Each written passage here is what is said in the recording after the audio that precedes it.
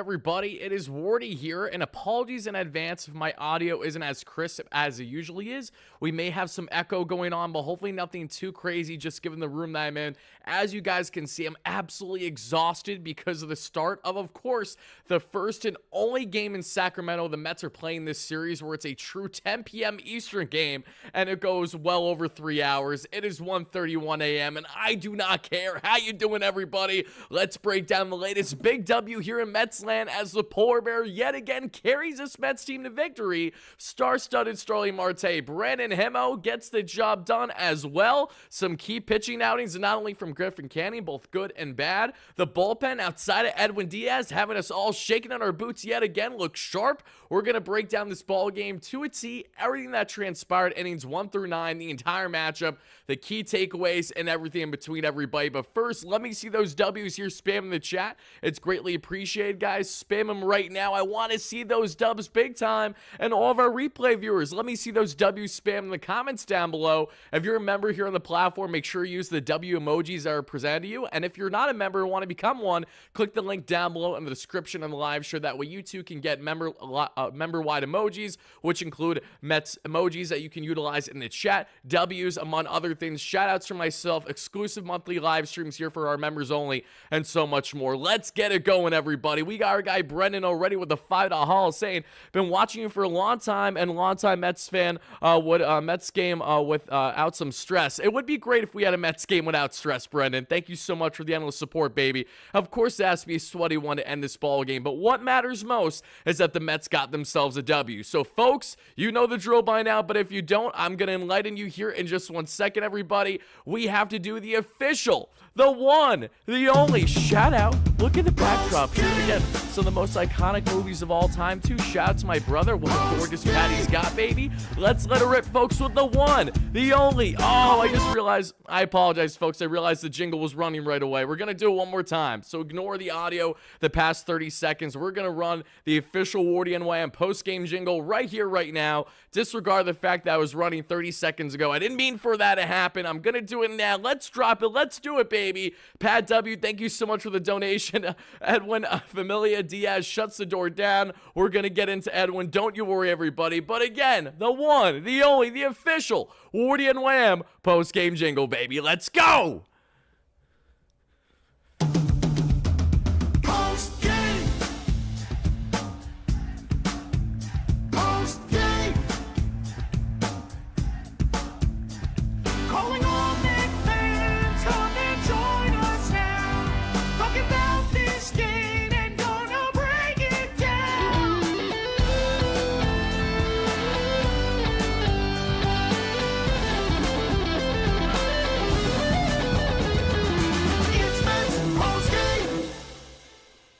Shout out to my guys Greg and Jordan, as always, with the official, the one and only post-game jingle here, everybody. Now let's get back to the main slide, and let's break down the latest in Mets land here. Come on, everybody. Let's get into this one, but there is one final thing we got to get into before we get into it. It's for great reasoning, and thank you guys so much in advance for hearing it out. Folks, the Mets season has officially started, which means it's time to shout out our amazing sponsor here at SeatGeek, because not only are they going to have me covered, but they're going to have each and every one of you covered with all of your ticketing needs throughout the course of the 162. Because it's one thing to be the #1 rated ticketing app with over 28 million downloads and 70,000+ active events to choose from, whether it's Mets games, different team games, whether you're looking at concert tickets, comedy show tickets, anything ticket related, SeatGeek has you covered. And just to give you guys further proof, I have been utilizing SeatGeek well before we actually had them here as a ticketing sponsor. And the best part of it all, everybody, is that they have a grading scale, a true system in their app that's slim to none, the best in the game in my humble opinion. As you guys see beside me, we're going to take a look at some future Mets games, specifically against the Philadelphia Phillies right around mid to late April. And as you guys see the ticket prices, you see a range of 1 to 10 on the scale, meaning how good it is for a bang for your buck, and a color coordination scale, meaning if it's it's green, that you should really definitely get those tickets because it's a great bang for your buck. And if it's red, if it's more in the rating of 1 to 5, they're probably overpriced, and you could probably do better elsewhere, still in the SeatGeek app, but somewhere else when you're looking to acquire tickets in said app. So that's what I love so much about them. They make it so easy, so simplistic to give me a great idea as to what I should be pouncing on, especially when some awesome deals present themselves throughout the course of the 162 there in the SeatGeek app. So what does this mean, everybody? It means that if you haven't already, you got to check out our awesome friends, because they're going to have you covered, again, with Mets tickets or whatever you need ticket-wise throughout the entire course of the year, which is why I implore each and every one of you, if you haven't already, to check out our amazing promo code at WardyNYM by clicking the link down below the description of this video. Shout out to SeatGeek, as always, for being an amazing sponsor on the platform, everybody. But seriously, use WardyNYM as your promo code. Once you click it, it's hyperlinked too, so if you have the app downloaded, it's going to tell you automatically that that percentage was added, and you're going to get some money off your next ticketing purchase, all thanks to our awesome friends here at SeatGeek. Shout out to them once more. We appreciate them greatly. Alrighty, folks, thank you guys for hearing from our amazing sponsor, SeatGeek, once more, everybody, and you're in luck. If you guys are lucky enough to be watching this late-night live edition here of Wardy, you're not only going to be getting our post-game show tonight, but you're also going to be getting our Big Mets update segment. Yes, you're getting the 2-for-1, but I'm going to cut it out for our replay viewers, and I'm going to drop it, repost it there in the AM, because it's topics that are separate from just the game itself that we'll get into, so be on the lookout for that, everybody. This is not going to be too long-winded of a live show tonight, but it still may push north of an hour, depending on how long the post-game show goes, and our Big Mets update segment all in one for our live viewers. Let's do a quick roll call, though. We got our guy Stephen A in the chat. My man, how are you? Thank you so much for being in here. LFGM, LOL Mets, how you doing? Eric, how you doing? Cat, great member. Broken Jester, great member. Chad O'Neill, Ryan, Rebecca, all great members in the chat right now, going up the list here. How you doing, everybody? We got Richard, we got V, we got Jojo, we got Papa, we got Leo, we got Eric, we got everybody. JR, great member. Andres, everybody and your mother. Come one, come all, everybody. Now let's get into this ball game, and let's start here in the first inning, because we had Griffin Canning going up against Mr. JP Series, former prospect for the New York Yankees that was a part of that Frankie Montas trade a couple of years ago that aged like milk for the Yankees, and sadly for the Mets, that signing has aged like milk throughout the first couple months. You know, I just saw Jose Quintana go 7 shutty in his debut for the Brewers today, and you know how much I envy the idea of a starter going 7 innings for the Mets right now.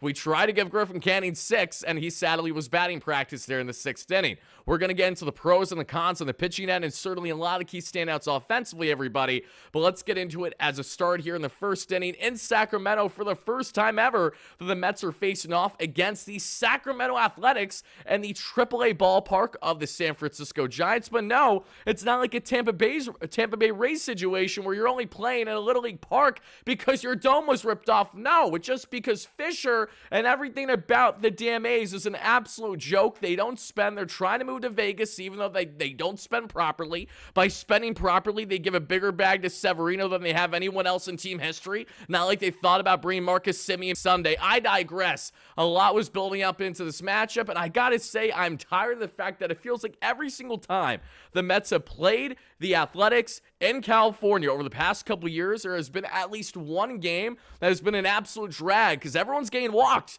You know, do you guys remember that game from like 2 years ago or so where we were playing the Athletics in Oakland at the time, and there was like at least 20 walks? It was absolutely absurd. It's like they know they want us to be frustrated.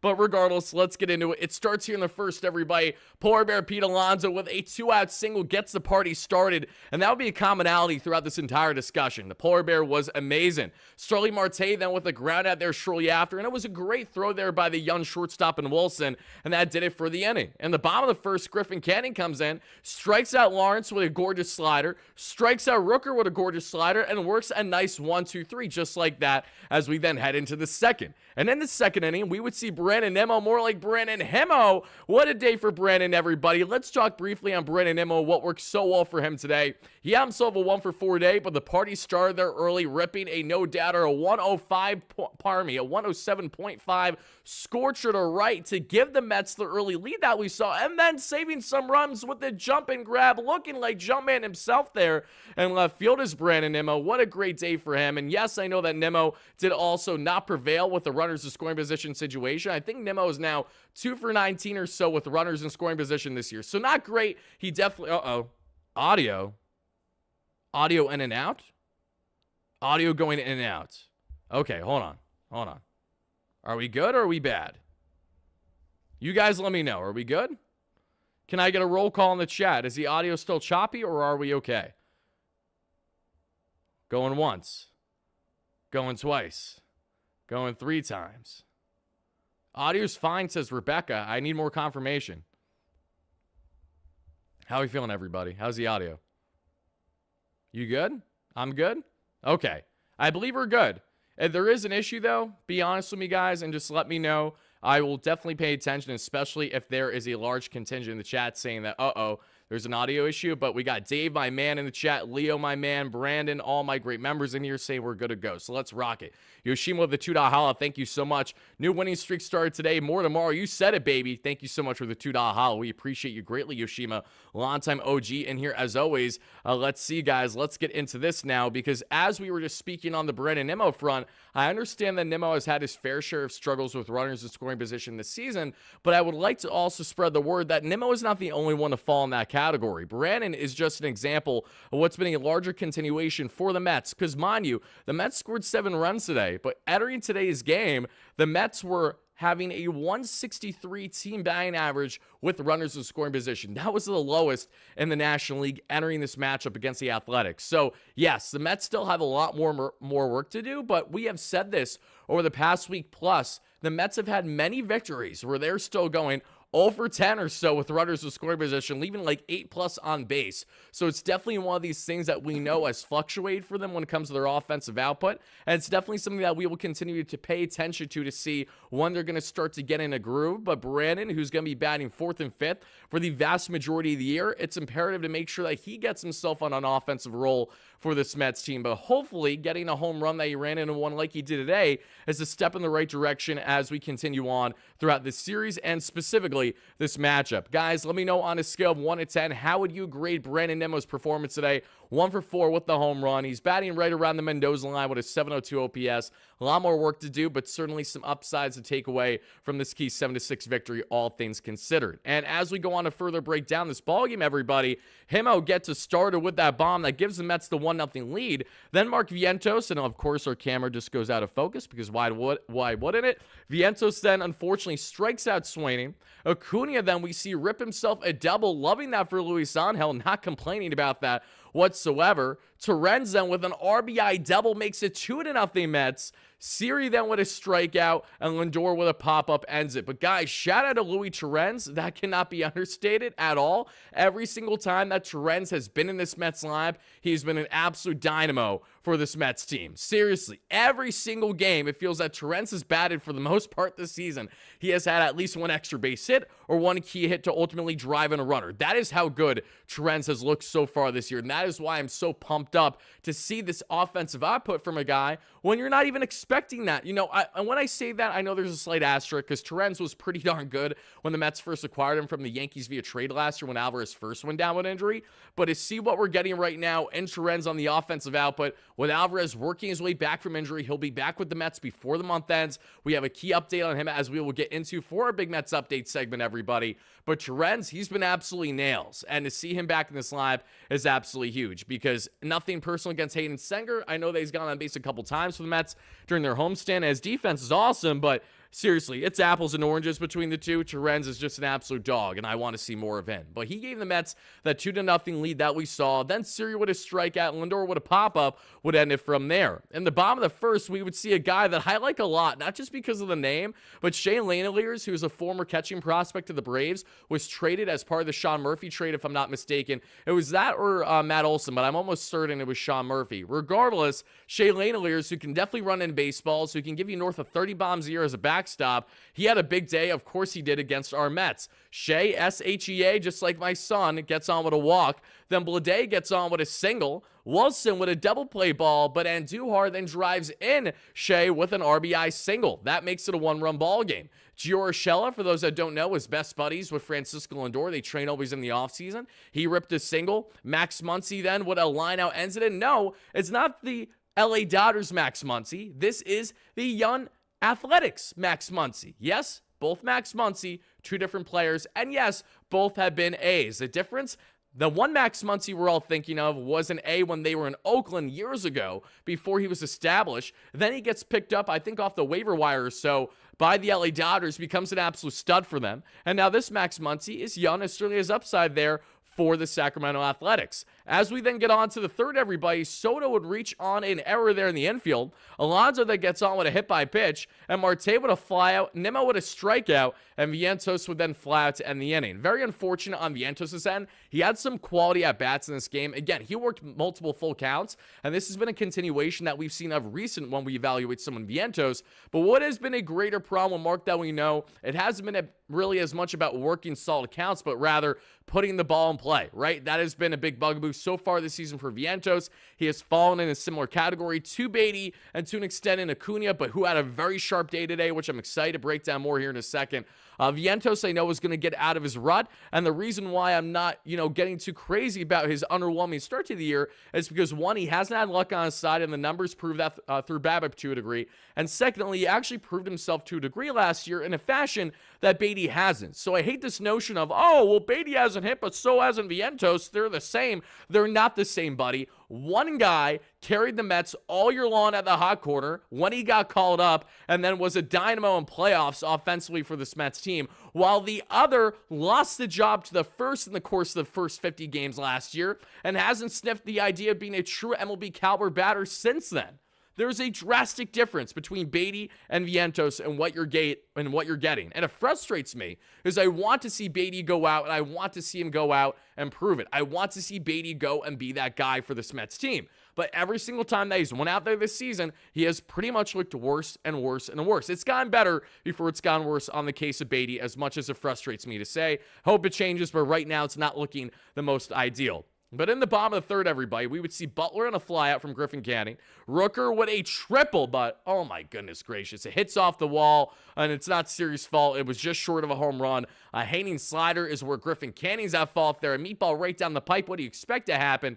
Tyler Soderstrom, who is the next Matt Olson for this A's team, big power, lefty swing, very raw first base. We saw him have an error earlier in the game. We saw how he's definitely raw in his fundamentals of baseball, but very exciting young talent there for the A's, who's been off to a great start this season. Thankfully, the Mets held him in check because he got on with a fielder's choice here. But Pete Alonso with the tremendous heads-up play, the quick turn, because Soderstrom grabs out right to Alonso, and then we see Rooker coming in from third. Pete doesn't even hesitate, gets a throw with ease to Torrens, easy tag there at home, and there's another out, which was awesome to see. And then to wrap up the inning, Shea Langeliers, who torched the Mets in this game, didn't torch us there in the third inning as he had himself a first pitch line out to end it. In the fourth, Luis Angel Acuna got on with a walk and then a stolen base. Acuna is an absolute dynamo. I cannot get over just how much of a Swiss Army knife option he is for this Mets team. And we're going to expand in our Big Mets update segment how he is separating himself from others there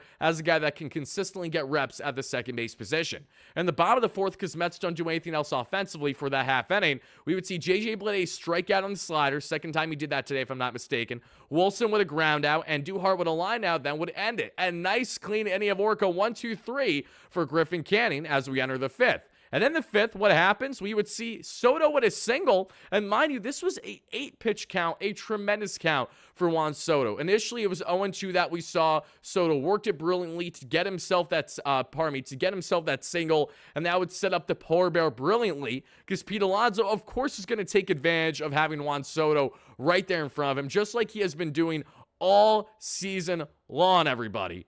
And we see Pete Alonso drive him in big time with an RBI double there in the gap. That makes it a 3-1 Mets lead. Vientos then gets on with a 2-out walk and continues to take quality at-bats that we're seeing in this game. He just hasn't gotten that big hit for the most part. And then Acuna with a quick line out would end it from there. In the bottom of the fifth, Giorgio would get on with a walk. Muncy with a fielder's choice. Butler with a line out. Rooker then gets on with a walk. Soderstrom with a deep fly out that's thankfully saved by Jose Siri. Jose goes all the way back to the wall, and he gets that a huge catch. And what thankfully wasn't running through the wall, because I had a level of concern. It looked like that there was a gap there on the hinges, or for whatever reason it was. because this is a AAA field, this is a minor league field, this is not a field that an MLB team should be consistently playing on. And I seen the gap there. I'm like, is Siri going to run right through this wall? We know he's a speed demon, but it looks like it's a possibility. And we're going to stay on the topic of speed demon Jose Siri, because that would be relevant as we would then enter the half inning next, which is the sixth. Because in the sixth inning, Jose Siri with a 1-out walk, best at bat I think we've seen a Jose Siri so far this year, with the exception of his one and only hit, a 9-pitch great at-bat for a walk, and Siri doing his best WardyNYM impression is thanking the gods in the process, because he's like, damn, am I just happy to be back on the base. And Josh, Wardy, it's time for bed. Trust me. I know, Josh. We're going to go to bed as soon as I'm done at breaking everything I want to break down tonight. And I also know that the shadows aren't doing me any favors. I'm tired, but I'm not really as tired as maybe my eyes are making out. So maybe I am. Who knows? Regardless, we're breaking down this ball game. Let me just continue to get in my flow state here and let it rip for each and every one of you. We would see then, with that great at-bat, Lindor would then reach on an error. Soto would a walk, which was a great at-bat by himself again. Bases loaded, everybody. And then the Polar Bear would drive in Siri with a shallow RBI sac fly opposite field. Usually a throw that would get some guys out if it's on line, which it wasn't fully by Lawrence Butler. But Jose Siri bolted from third to home in what felt like a millisecond, and that increased the Mets' lead to 4-1. WardyNYM then gets on with a walk. Vientos with a flyout would then end it from there. In the bottom of the sixth, Shea Langeliers gets on with a double. Great day for him. Blade with a lineout. Wilson with an RBI single. And Duhar with a 2-run ding-dong. And that'll be it for Griffin Canning's day. Canning, I had concerns of not only in the second, but in the fifth, he walked more than one batter, which was not ideal either. I thought he was just having one too many full counts in this one. I liked the swing and miss that we saw with the slider today. That was really nice by Griffin Canning.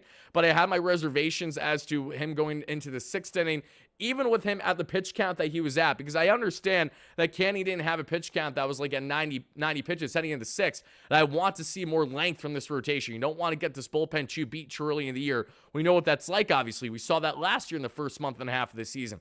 But at the same time, Griffin Canning, we know, is going to be more of a prototypical back-end starter, so we also don't love the idea of him going out of his way to find himself in that spot where clearly he was getting worked a bit that we saw the previous inning, and it was obvious not long heading into this inning that he shouldn't have stayed in there. But it wasn't until after giving up the 2-run home run to the former Yankee there and Miguel Andujar that he would finally be pulled, and this would be a moment where you're thinking, oh my goodness, oh my God, oh my gracious, are things really going to get worse before they get better? Reed Garrett comes in, you're feeling confident early, at least I know I am as a Mets fan, and he strikes out Gio Urshela, so I'm like, all right, dog, love to see it. Then we see after the fact, he gives up a double to Muncy, and I'm like, all right, not ideal. And then back-to-back walks to Lawrence Butler and Mr. Brent Rooker, and I'm shaking my head. I'm like, you got to be kidding me right now. There's not a chance in hell that we really just load the bases again with Reed in. We need to get out of this jam. The worst part of it all, it's Tyler effing Soderstrom at the plate. The only man to go up to the plate that had me probably shaking my boots more than most. Outside of Brent Rooker and Lawrence Butler, he's the man that I was most fearful of. Wilson, too, but he has been so red hot, Soderstrom, to begin the year. I talked about this in the Bleacher Report app just a day or so ago when breaking down great early surprise stories this season. And I knew that this would be a tough battle, but thankfully, it would go in the Mets' favor because it would be a deep flyout. Jose Siri makes a tremendous running catch. That'll get out of the jam. Shout out to Reed Garrett. Again, it wasn't easy. It wasn't sexy. It wasn't pretty, but it got the job done, and that's the most important thing. Ryan, great member with a $5 holla, says, thank you, Papa Worry, for staying up with us and working. Of course, Ryan. I always got to be here for you guys, no matter what. Thank you so much for chiming in and for the donation. We appreciate you. If you guys haven't already, make sure to smash that like and subscribe button as you first chime in, and let me know all your key takeaways from this big 7-6 nail-biting Mets victory, a game that should not have been nearly as close as what it was, yet it still was in the end, everybody, and that was that. But thankfully, things would get better here as we continue breaking down this ball game. Shout out to Asia, as always, for being a great member in here. We really appreciate you, as always. Shout out to everyone else that's a great member or just a recurring viewer and subscriber, including our guy here in the chat, Juan Diaz, a great moderator member. D-Mac with a $2 holla says, small strike zone today. It definitely was, D-Mac. Thank you so much for the donation. I appreciate that. Dave, my man, Dave Coffer, you've been, I see you always commenting, saying, hey, Wardy, like, hope all is well, and then you share your thoughts. I love to see it, Dave. Those are one of the things I look forward to in my comment section on a daily basis, is people like yourself. So I appreciate that. Got a lot of Beatty talk in the chat still, so that's interesting to say the least. Let me know if that's positive or negative in the chat. You guys can relay it all to me right here, right now. But as we continue on, everybody, thankfully Reed Garrett escapes a jam unscathed, which leads us to the 7th inning. And then the 7th inning, Ryan Stanek would have an easy 1-2-3 with a strikeout. Why? Because he's a dog. That's why. Stanek was absolutely fantastic. We're going to get into all the pitching details and canning the bullpen here shortly, but I just want to wrap up the entire, break down the game first. Alonso, that we see in the 8th inning, do Alonso things, everybody. The polar bear rips a solo shot to left. What a tremendous game that we saw from Pete, who actually just said post-game that he was blown away by Jose Siri scoring on his shallow sac fly. He said the following, and I quote, "He is just lightning quick," which is why he wears lightning bolt danglerians and necklaces, in case you guys haven't figured that out. I'm very thankful, and the team is very thankful for getting that run. I didn't expect him to go. It was a sick slide, sick play, great base running. So Pete's obviously pumped up to have Jose Siri, who, again, might not hit too well, but Jose's such a freaking lightning rod, dude. We don't need him to hit too much as long as the Mets offense is doing their thing like they're supposed to in the depth. I can be willing to bite the bullet on a guy in Jose Siri barely batting the Mendoza line if it means that he is going to be a lightning rod defensively as well as what he will be on the base pass. And we know he's pretty much a lock to score a run if he's going to be on the bases for more than, one bag. Like, more than one out, I'm feeling pretty confident. He's going first to third and then home. If not somehow scoring like a Little League home run himself there by just having an infield single. I'm joking. But the point is the guy's so damn fast. You guys... where are my SpongeBob fans out here? Where are my SpongeBob reference fans out here? There's a SpongeBob episode going way back to probably, I want to say, early 2000s, if not late 90s. And it's them all basically acting as if they have superpowers, right? And there's one where SpongeBob is supposed to be the speedy guy, where he's like, "You want to see me go run up that mountain? You want to see me go do it again?" Like, without even moving, to just show you how damn fast he was. That is exactly how I feel every single time I watch Jose Siri run the bases. He's just absolutely insane. Let's see. The chat's complaining about Siri, Wardy. Again, trust me, I know the guy who swings the freaking baseball bat like it's a pool noodle. You're not wrong. My girlfriend was looking beside me saying, "Babe, what is going on right now? Why does he act like he doesn't care?" And I said, it's not that he doesn't care, but it's the reality that he's just such a free swinger. There's a general I don't give a you-know-what when he takes his plate approach. He's always been that way. It's not just because he's a Met. He's always been that throughout his career. That's the Jose Siri sign up that you get, right? You're going to love him. You're going to hate him. You're going to get everything in between. But what you're also going to get, even when he doesn't hit, is you're going to get a guy that's an absolute lightning rod on the base pass. And I at least appreciate that. We'll see how long it lasts. But obviously, I would like to see some offense come along with it. After Alonso rips that solo shot to left to just I can't even get over how good of a freaking start to the season Pete's been having. My God. Then in the bottom of the 8th, we see AJ Minter work a nice 1-2-3 inning. In the 9th, Mr. Luis Angel Acuna gets on base another time tonight, this time with a single. Then in the bottom of the 9th, Edwin Diaz comes in. He gives up a 4-pitch walk to Butler. No pitch was really close to the zone. He then strikes out Rooker on a fastball up. Great fastball up to get him to chase. Then Shea Langeliers continues to torch the Mets, this time with an RBI double on a hanging slider right down the pipe. What do you expect, Edwin? JJ Bleday would then sack fly to make it a 7-6 ball game, and thankfully, the Mets will get a ground out there from Luis Angel Acuna, who takes his dear sweet time to toss it there to Pete, and we have ourselves a 7-6 victory. And guys, let's talk more on Pete, because I am obsessed.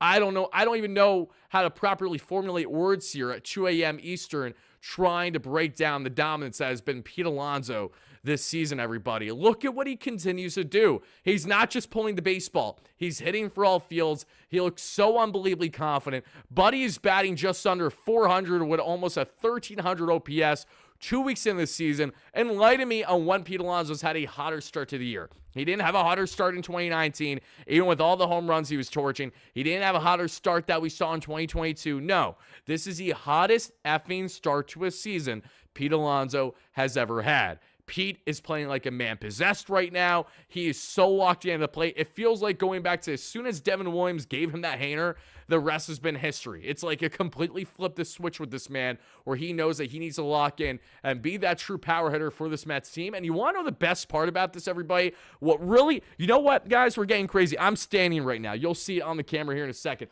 But I'm on my feet, so jovial about the fact that Pete Alonso is stepping up with Lindor and Soto in front of him, right? This is a man that finally has a 3-hole spot. Every single game, he is guaranteed for that first inning at bat. Something that Buddy simply did not have at all for the most part that we saw his first number of years in his career. Now Pete's batting third. He's getting that first inning at bat, and he's constantly getting on base. Look at what he's doing with Soto. Even when Juan isn't even hitting for shit yet power-wise, it doesn't matter because of how locked in the polar bear is right now. You're going to give him Bonds treatment? Okay, let's see how Pete responds. He's going to give you the Michael Jordan documentary from Last Dance saying, okay, that's how it is, and I took that personally, and that's exactly what he did. He's taking it personally. He's taking it deep to left, to right, to center. He's smacking you and your entire pitching staff silly because of how damn good he is with the bat right now. It is absolutely hilarious when I've been seeing some pitchers work around Soto to get to Pete. There's going to be many instances this season where that will be more warranted, I'm sure, where Pete will have his natural ebbs and flows throughout the course of the 162, but you got to be thick-headed or you just simply aren't paying attention to go out of your way to do that right now. Because between Juan Soto and Pete Alonso, as crazy as this is to say, everybody, listen in and reel in with me, the polar bear has been the better batter between the two. Pete has been the best player, without question, for the Mets to begin this season. Buddy has 18 RBIs in his first 13 games. You want to know how many Mets have had a better offensive start to the season RBI-wise? Two! One of them was Jeff Kent. I actually forgot who the other was. I'm sure you guys know in the chat if you're listening to GKR on the broadcast. But I did catch that there were two guys that were just ahead of Pete. But for Alonso to already be on pace to be having well and above a huge home run hitting season, to give him the best home run season, not best home run season, but to be the Mets all-time home run leader. We know he's less than 30 bombs away. He's going to get that this year. I'm fully confident that Pete is going to have a career year in RBIs with him getting this guaranteed first inning at bat, to have the plate setters like he does in front of him right now, guys. This is just insane how locked in he is right now. And to say that I'm excited about this is an understatement. So, guys, I want to hear from you. On a scale of 1 to 10, how amped up, how pumped up are you to have the polar bear and Pete Alonso as locked in as he's ever been in his young career? John Buck, thank you guys for letting me know in the chat. Thank you. Oh my God. But exactly, Buddy has 18 RBIs. We're 2 weeks into this season. Like, come on. This is just stupid. It's literally stupid, guys. He's playing so good. He's literally playing so good right now. Like, all you can do is giggle about it. It's like, I don't even know what to do with my hands. Cue Talladega Nights. If you know, you know. Like, what is going on here? He's been so awesome. He's been so good. And man, I think my biggest takeaway out of this, because we've seen every step of the way since playoffs started last year, is more so on how he not only like flipped the script on the confidence level, but it's the approach too. Like, Pete is not going up there loosey-goosey. He's not going up there dicking around. He's not going up there like, okay, I'm going to bite at 2 sliders completely out of the zone. Like, he's not playing any Javi Baez BS out here. He's going out there. He's like, he's spitting on that shit down and away. Like, really? You're going to give me that? Oh, well, you're going to run me inside? That's cute. Okay, go ahead. Like, he is so damn composed at the plate right now. And the reason why I'm going to talk like a kid in a candy shop is because I don't know how long this is going to last. It could last all season for all I know. If it does, hell yeah. Hype me up, baby. That's going to have me so jammed and so hyped up throughout the entire course of the season. But if it doesn't happen, and Pete does fall off a little bit of a cliff throughout the course of 162, then I'm going to look back at the start of the season, the first couple weeks specifically, and be like, this is a Pete that we need. Because I truly do not believe I think I've ever seen Alonso play this well, this consistently over a 2+ week stretch. I can't fathom it. In 2022, as great as Alonso was, I don't remember a stretch being this good, this purely dominant, or like every single time he's up there, I feel like you have to fear him right in the same realm as a Juan Soto, as an Aaron Judge, as a Shohei Ohtani, because he's giving you the direct results to make you have to fear him that way. If you're not going to fear him now, you're going to soon enough if you're the opposing pitching staff. So that has just been so sick to see, to say the least. D-Mac with a $2 holla. Thank you so much. You said Pete leads the NL in RBIs. You're damn right he does, D-Mac. Stop, it's 2 a.m. and you're giving me all this freaking energy right now. I feel like I can run through a brick wall. This is how amped up I get about Pete, guys. I'm not going to bed till like 4 a.m. I got to wake up a little Shay in like 4 hours after the fact. I don't care. We're locked in. We're talking Mets baseball. Late night. You know what we're doing? A SpongeBob reference, guys. You know when he's doing the old episode where the hash-slinging slasher comes in and Nosferatu at the end? But you know he's like taking out the trash at night, burning my hand on the grill at night, doing our Wardy post-game show at night. If you know, you know, guys. Let's continue to break it down. I want to hear from everybody, Webb, and some key takeaways for you, because we're going to now do a quick rundown on the pitching end, what stood out. Guys, we're already at basically 100 likes. Thank you so much for that. Continue to smash that like and subscribe button as your first chime in, everybody. Help us get to 300 plus likes at any point here in the live show, whether you're watching live or on a replay. Really does mean a lot. And again, check out, as always, all of our amazing sponsors here at SeatGeek with the WardyNYM promo code. Link down below for you guys. Check out our awesome friends at BetUS TV. Check out our awesome friends at Mando that has you covered with the best deodorant out there. We got you hooked up here, and we got more things cooking and more things that I think you guys are going to absolutely love to see promoted here on the platform in the near future. But I do want to talk now on the pitching end, because I didn't get a chance to break down some of these key pitches here from Canning, as well as the remainder of this Mets bullpen, because Edwin did not look great today. This was another Edwin day where I'm like, buddy, what the hell is going on here, right? And we saw offensively for the Mets in this matchup against the Oakland A's here. Let me just double check on Savant here. Let me get this all put up. Okay. Mets and A's actually tied in hits 9-9.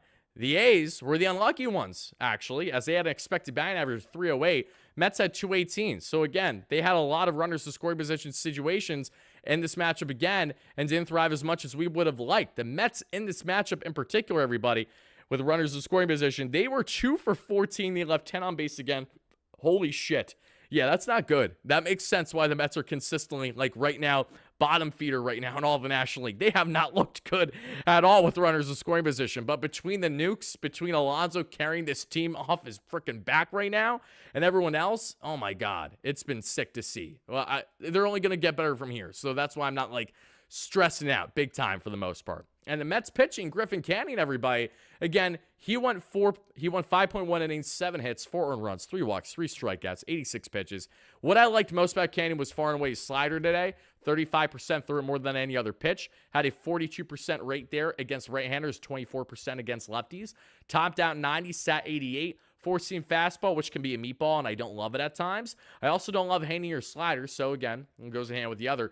The four-seam 34% of the time, 36% of righties, 30 to lefties. Topping out 96 and sitting 93. Changeup 28%. Topping out 91, sitting 89. Cutter, he threw once, only 88. Sinker, he threw once, 93. Knuckle curve, he only threw once at 81. So, yeah, clearly Canning wasn't feeling overly comfortable to go beyond a 3-pitch mix tonight. I'm curious as to why that was, especially the cutter usage. I'm curious if it has more to do with just the lineup that he was facing there, a good chunk of, very exciting and dominant lefty batters. And when I say dominant, I mean that like a lot of high upside. Like Lawrence Butler's a dog, right? I know that he can absolutely tear the cover off the ball. Tyler Soderstrom, we're seeing what he can do.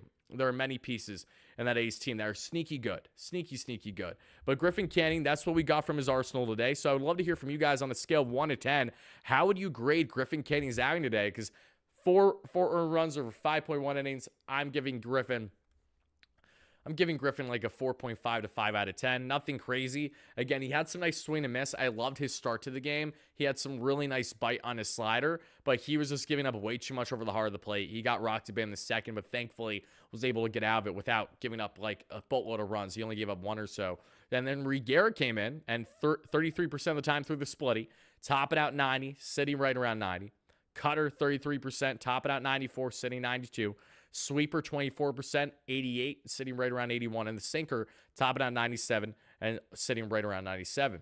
Ryan Stanek, 50% with the four-seam, topping out 98, sitting 97. Splitty 25%, topping out 90, sitting 89, 90 area. And the slider topping out 88 and sitting right around 87. AJ Minter, another good day for him. AJ's been looking great. Now the big test is AJ handling back-to-back days. That's the one thing he hasn't done yet this season. Otherwise, he has been nails. Cutter, topping out 90, sitting right around 90. Four-seam fastball, right around 94. Changeup, right around 87. Edwin Diaz, let's take a look at the velo for Edwin today. Topped out 99 and was sitting 97.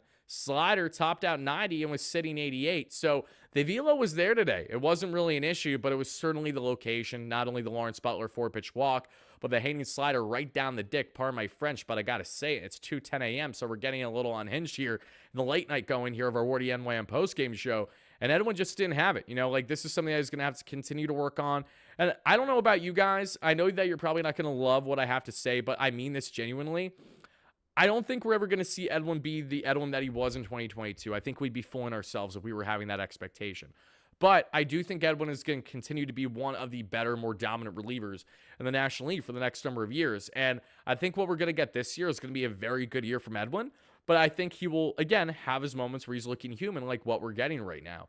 And that's why it's so imperative to make sure that you have the proper depth in this pen to help carry you in times that you're $100 million man and Edwin isn't necessarily getting the job done. And the good thing, the beauty about this is if you're a Mets fan, like the majority of us watching this and I am right now talking is that they do have the depth. They have a lot of guys to lean on in both low and high leverage. And they have an abundance of arms just stored in AAA right now that we're going to talk about shortly, getting into our Big Mets update segment for our latest prospect report, because we got a lot to talk about there here in just a little bit on guys that can stand out for them that will be called up at some point this year from AAA. They have a bunch of innings eaters, and they have some guys that really have some zip on it.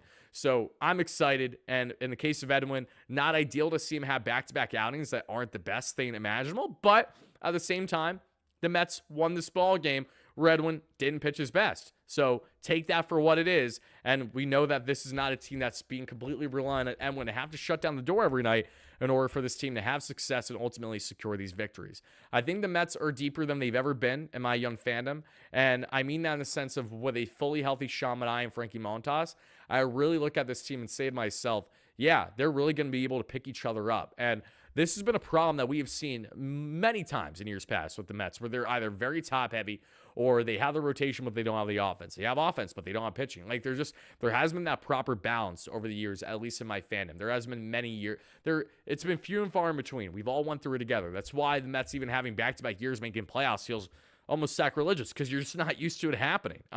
But between the depth of the Mets have in all their respective areas right now, and knowing that they can allow, going back to Jose Siri, to not necessarily have the best offensive output, knowing how much he brings on the defensive aspect of the ball, on the base running, that's what balances these things out. It's kind of like picking up each other, especially if one goes down. It's like, it's okay, I got you. Pete's been doing that. Lindor's been playing great up until we just saw the past, 2 games. No one hit against the Miami Marlins in the series finale, and Lindor didn't hit today, but he still did get a run scored on a error that we saw by this A's team. So all in all, I've been pretty satisfied with the Mets. What are we, 5 games above 5? We're 9-4 for a team that is bottom feeder in the National League with runners in scoring position, their team average. Juan Soto hasn't done anything when it comes to power for the most part yet. He's had a couple doubles, he's had a home run, but that's about it. We have yet to see Juan Soto at all get merely close to locked in. And I'm only going to say this once. I'm not going to say it again for the next number of days unless things get terribly bad. Stop with the nonsense. Stop with this bullshit, pardon my French, but I have to say it, that we're hearing in the media, and they know exactly who they are. These are people that I'm friends with, I have good relationships with in the media, but they continue to make these absolutely asinine comments, and we all know exactly why they make these comments, because we live in a hot take culture in the sports industry. And I know that myself too has to lean into that a little bit at times, because that is the nature of the game. But the fact that we have hot take culture so bad to the point that we're questioning Juan Soto 2 weeks into the fucking season when it's Juan Soto, like, what are we doing here? I understand he's the largest contract in North American sports history. The expectation is great, but we can't sign a guy for what he's been and expect him to be something drastically different. You can't invest in a guy at the dollars that the Mets did, but have an expectation that he's going to come in and be 10 times better than what he has been. Soto's going to continue to be Soto. Soto's going to have a very Juan Soto-esque year for the Mets. He's going to be an on-base god sitting right around 400 OBP. He's going to have an average ranging from 280 to 300. He's going to have a slug in the 500 plus, and he's going to have an OPS in the 2000 range. He's going to have a WRC plus anywhere from 150 to 180, and hopefully more north on the ladder there than down below. But these are not things that are necessarily going to happen overnight that we're getting with Alonso right now. And the fact that we have people out here trying to either push a narrative or trying to even get a piece out there that we should question the early goings of Soto just shows you how stale and how unoriginal people are getting with their takes. It is just beyond absurd to me. Like, how thick-headed do you have to be like, you know what? Buddy's actually having a pretty solid start to the year. The Mets are 4 games above 500. They had a great homestand. But you know what? Let's try to spin this because I am not overly satisfied with Soto's start. So when Juan inevitably goes on his run where he hits 5 home runs in a 2.5, 3-week span, are we going to hear the same bullshit? No, of course we're not going to, because it won't matter then. And that is all I have to say about that. I just think it's absolutely silly. How many times have we been going through this process with takes of players that are so far out of stretch of reality? If Juan Soto falls off a cliff this year, if he becomes a shell of a player that he's been his entire career, then we will have that conversation. But the fact that we're nitpicking a guy that, as things currently stand, everybody, read it with me, a 277 batting average and an 830 OPS is nothing short of an absolute joke. And that also includes an on-base percentage, obviously, that's either 400 or just under. Like, again, it's just so stupid, just beyond idiotic. But that is enough for Wardy's TED Talk on the Juan Soto front. That is going to do it, everybody, for our actual post-game show, but we're not done here. We're now going to get into our Big Mets update segment, but this is only going to be for our live viewers to see first. If you guys want to watch this for our replay viewers, don't worry, as a video will drop separately in the AM. Probably, if I had to say, anywhere from 9 to 10 a.m. is when I will have this drop for you guys to check out, because it's going to feature more topics beyond just recapping the game itself, like I do after every game for the most part, because you guys seem to really enjoy that. So for my live viewers, we're going to continue on with the live show, breaking down now our Big Mets update segment. And for our replay viewers, this is where we'll cut things off. So let me know all your key takeaways in the comments down below from our latest post-game show. Hit that like and subscribe on your way out, and make sure to check out the latest Big Mets updates video here in the AM. Now, folks, let's let it rip with the official WardyNYM stare down, so I have my own timestamp and I know where to cut away here in the live show.